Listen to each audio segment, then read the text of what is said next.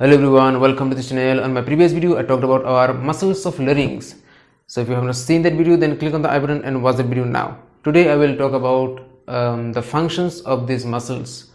आज हम बात करेंगे ये larynx में जितने सारे muscles है जो मैंने पहले बता चुका हूँ, तो इस muscle का function क्या होता है वही हम shortcut में बात करेंगे. ठीक है, तो वीडियो शुरू करने से पहले आप ये छोटा सा वीडियो देख लो. क्या दिख रहे हो आपको? ये एपिग्लोटिस कार्टिलेज दिख रहा है और जहाँ पर एपिग्लोटिस है इसका मतलब ये ऑलरेडी एरिया आपका लेरिंग्स है और लेरिंग्स के पीछे आपका फेरिंग्स है, मतलब लेरिंगोफेरिंग्स. ठीक है, जब हम खाना खाते हैं या फिर पानी पीते हैं क्या होता है, पानी का धक्का या खाने का जो मुंह में बोलस होता है इसका धक्का लगने से एपिग्लोटिस पीछे में गिर जाता है और ढक्कन जैसा ये जो लेरिंग्स का जो अंदर वाला रास्ता है, सांस नाली, सांस लेने का जगह रास्ता, वो बंद कर देता है और बंद करने के बाद ये खाना या फिर पानी पीछे की तरफ आपका लेरिंगोफेरिंग्स में घुस जाता है और उसके बाद ये इसोफेगस मतलब खाने के नाली में घुस जाता है. ठीक है, what I mean is in this video you can see that this is epiglottis and epiglottis present already in the larynx area. Now behind the larynx you can see this is a laryngopharynx. When we eat or drink, what happens, the liquid substance or solid substance or semi-solid in the bolus system, what happens when it enters into the mouth and when we swallow it, during swallow what happens, this water, I mean the liquid and the solid pushes the epiglottis behind and it closes the larynx inlet, and this liquid or solid substance goes inside of the laryngopharynx and goes continuously and enters into the esophagus. Now why it happens? Because the continuation part of our larynx, which is actually trachea, in trachea or in our respiratory system, liquid or solid substance is not allowed. मतलब ये जो हमारा सांस लेने का जो system है, ये जो लेरिंग्स का कंटिन्यूएशन पार्ट है ट्राकिया, इधर में खाना घुसना या फिर पानी घुसना मना है. ठीक है, घुसने से बहुत तकलीफ होता है. क्या क्या तकलीफ होता है वो सब हम बीमार वाले चैप्टर में बात करेंगे, इधर में नहीं. ठीक है, तो ये एक नॉर्मल एनाटॉमी है, नॉर्मल फंक्शन है. ये फंक्शन कैसे होता है, कैसे कैसे एक्शन करता है, कौन सा नर्व इन्वॉल्व होता है, ये सब कुछ हम डिटेल्स में बात करेंगे फिजियोलॉजी चैप्टर में. ठीक है, इधर में नहीं. अब ये जो एपिग्लोटिस, ये लेरिंग्स का जो अंदर वाला रास्ता है इसको बंद कर रहा है. इसको बंद करने के लिए एक मसल भी काम करता है. ठीक है, पानी या फिर खाना वो तो धक्का देता ही, उस साथ में आपका एरी एपिग्लोटिक मसल भी काम करता है. अब लेरिंग्स के अंदर एटेन्यूएट कार्टिलेज कहाँ पर रहता है, एपिग्लोटिस कहाँ पर रहता है, वो तो मैं पुराने वीडियो में बात कर चुका हूँ. अब देख चुके हो, नहीं देख चुके हो तो फिर से देख लो. ठीक है, मान लो कि मैं हूँ एटेन्यूएट कार्टिलेज और मेरे सामने है एपिग्लोटिस कार्टिलेज. ठीक है, हम दोनों लेरिंग्स के अंदर है. एटेन्यूएट कार्टिलेज से एक मसल पैदा होता है जो एपिग्लोटिस कार्टिलेज में जाकर खत्म होता है, जिसका नाम है एरी एपिग्लोटिक मसल. समझ गए हो, बात कर चुका हूँ पुराने वीडियो में, चेक करके देख लो. Now what happens, from erythenoid cartilage one muscle is arising and inserting into the epiglottis cartilage. Okay, so we call it eriepiglottic muscle. What happens, this eriepiglottic muscle pull down this epiglottis cartilage towards the erythenoid cartilage. मतलब क्या होता है, ये जो eriepiglottis muscle है ये epiglottis को खींच के सामने की तरफ लाता है. ठीक है, बंद कर देता है रास्ता. तो क्या समझे आप, ये जो लेरिंग्स के अंदर घुसने वाला रास्ता है, इस रास्ते को बंद करने के लिए हेल्प करता है हमारा एरिथेनॉइड मसल, अरे ary epiglottic muscle. This ary epiglottic muscle helps to close down the inlet of larynx. Now we have to breathe in or breathe out, mandatory. For that reason this inlet of the larynx must be open again. Now for this thyroepiglottic muscle helps. मेरा मतलब है कि ये जो thyroepiglottis muscle है, ये thyroepiglottis muscle क्या करता है, ये एपिग्लोटिस कार्टिलेज को खींच के ऊपर की तरफ लाता है. ठीक है, ताकि अंदर जाने का रास्ता फिर से खुल जाए और हम सांस ले सके, सांस छोड़ सके. ठीक है, so this thyroepiglottic muscle helps to open the inlet of larynx. अब अगर आप अपने ही गले के अंदर क्या है वो देखना चाहते हो तो इसके लिए आपको एक प्लास्टिक का ट्यूब घुसाना पड़ेगा, जिसको हम कहते हैं फाइबर ऑप्टिक लेरिंगोस्कोप. ठीक है, तो ये जो वीडियो देख रहे हो, अगर आप मुंह के अंदर घुसाओगे तो पहले तो आपको ये मुंह का पीछे वाला साइड दिखेगा. ठीक है, थोड़ा और नीचे जाओगे तो आपको एपिग्लोटिस दिखेगा. ठीक है, ऊपर की तरफ. अब ये एपिग्लोटिस को थोड़ा सा ऊपर की तरफ धक्का मार के जब आप देखोगे, पहले आपको दिखेगा ये वेस्टिबुलर फोल्ड और उसके नीचे वोकल कॉर्ड या फिर वोकल फोल्ड, ठीक है। थोड़ा अंदर जाते ही ये खत्म हो जाता है और ट्राकिया शुरू होता है, और ट्राकिया के बारे में हम बाद में बात करेंगे। What I mean is if you want to see inside of your own throat then you need a fiber optic laryngoscope. As you can see in this video that when you enter into the throat, you will see the oropharynx or oropharynx, then laryngopharynx, and go deep inside you will see the epiglottis. If you pull up the epiglottis, you can see your vestibular folds, and little below you can see the vocal folds, okay, and go deep you will find the trachea. I will talk about this trachea in my next video.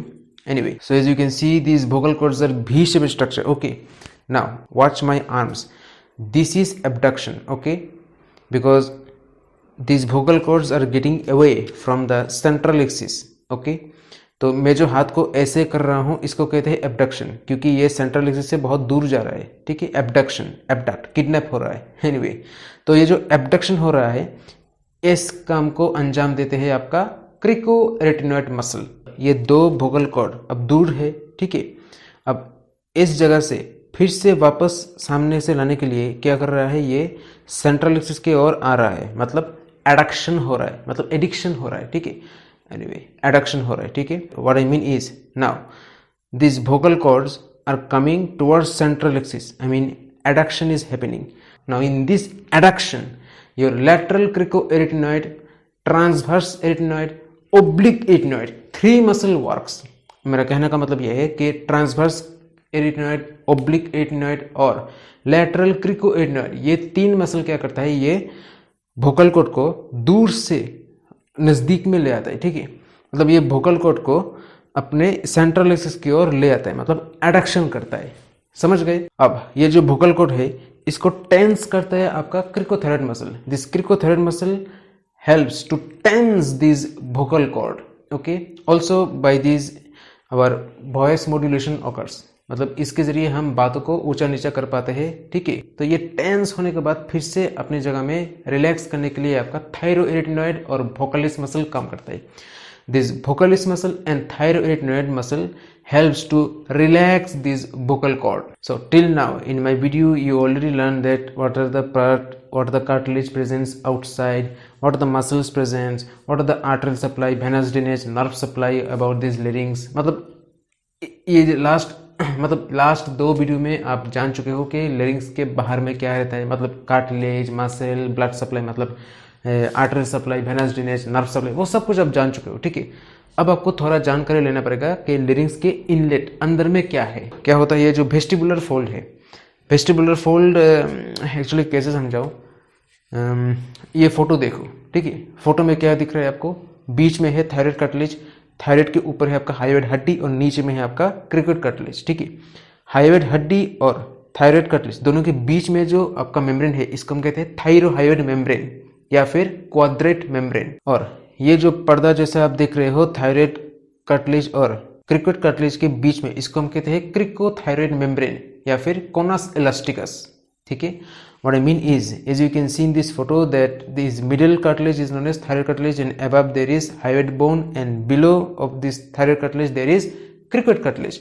Now the membrane present in between thyroid cartilage and hyoid bone, this is known as our quadrate membrane, also known as thyrohyoid membrane, okay. And the membrane present in between cricoid cartilage and thyroid cartilage, we call it cricothyroid membrane or conus elasticus. Now this is the outside part. What happens inside? Inside this thyrohyoid membrane or quadrate membrane is known as vestibular fold. And this cricothyroid membrane or conus elasticus is known as vocal fold, okay. Thyrohyoid membrane या फिर quadrat membrane, ठीक है, दोनों एक ही है। तो इसको हम अंदर में कहते हैं वेस्टिबुलर फोल्ड, मतलब लेरिंग्स के अंदर। और ये जो क्रिकोथायरोइड मेम्ब्रेन है या फिर कोनस इलास्टिकस, दोनों एक ही नाम है। तो इसको भी हम लेरिंग्स के अंदर कहते हैं वोकल फोल्ड। समझ गए आप ये दोनों डिफरेंस। ये दोनों वेस्टिबुलर फोल्ड के बीच में जो गैप है इसको हम कहते हैं rima vestibuli. What I mean is the space और the gap present in between this vestibular fold, we call it rima vestibuli, okay. That's it. Now, similarly, the space or the gap present in between this vocal fold, we call it remark glottis. Okay मतलब ये जो vocal fold है दो, ठीक है, दोनों vocal fold के बीच में जो गैप है, इस गैप को हम कहते हैं रिमार्क ग्लोटिटिस, ठीक है। मान लो इधर में है आपका वेस्टिबुलर फोल्ड और इधर में है आपका वोकल फोल्ड, ये दोनों के बीच में जो ये गैप है, इस गैप को हम कहते हैं साइनस ऑफ लेरिंग्स। तो ये जो वेस्टिबुलर फोल्ड है और वोकल फोल्ड है, दोनों के बीच में जो गैप है, इसको मैंने कह दिया था साइनस ऑफ लेरिंग्स। अब ये जो दो साइनस है क्या करता है, ये थोड़ा अंदर की तरफ घुस जाता है, ठीक है, तो अंदर में थोड़ा और जगह भर गया, तो इस जगह को हम कहते हैं साइनस ऑफ मॉर्गेग्नी, ठीक है। What I mean is the gap between in this vestibular fold and vocal fold, we call it sinus of larynx. Now what happens, this sinus extends inside of laryngeal wall and creates balloon shaped another space. These two space of right side and left side, each side this space is known as sinus of Morgagni. और next video में हम बात करेंगे ये larynx का continuation part trachea के बारे में, ठीक है। तो अगर आपको मेरा वीडियो अच्छा लगता है तो लाइक करो, सब्सक्राइब करो, शेयर करो, फिर मिलेंगे, तब तक के लिए बाय।